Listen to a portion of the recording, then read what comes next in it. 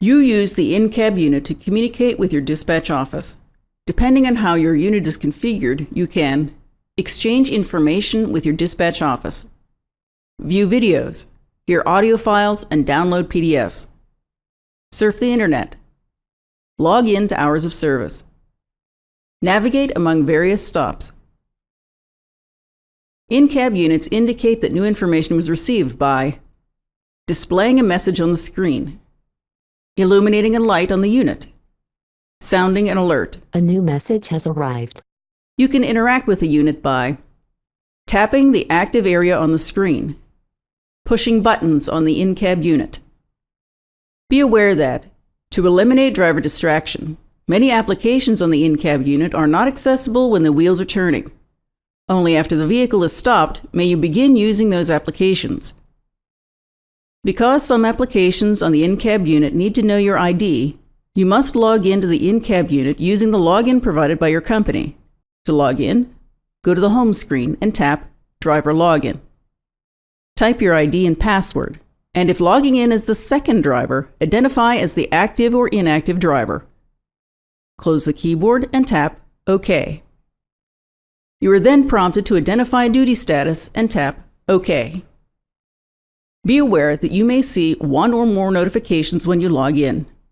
In addition to a reminder to do a vehicle inspection, what rule sets you're running, or sensor and malfunction alerts, these notifications may include a performance monitoring pop-up that appears after the login and asks if unassigned accumulated engine hours should be credited to your ID.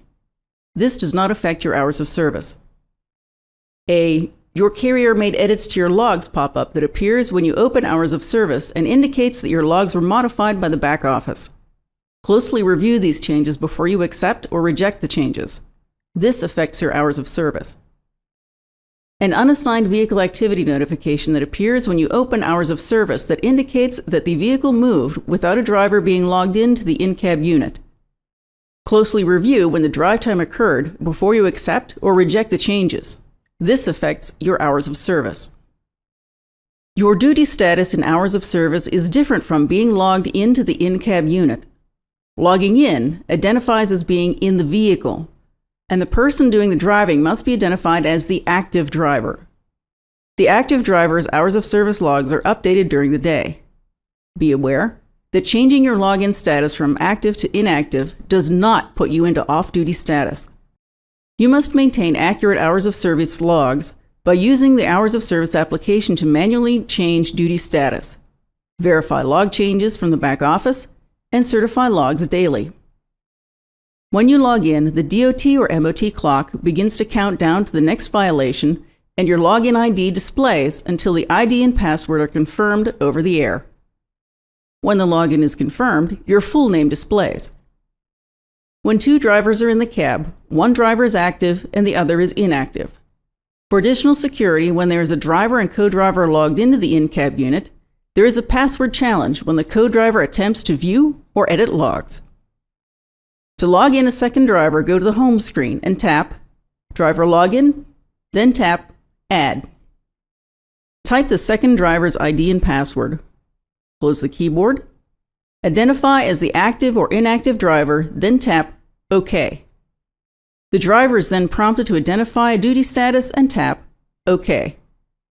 To swap active drivers, select the inactive driver and tap Change.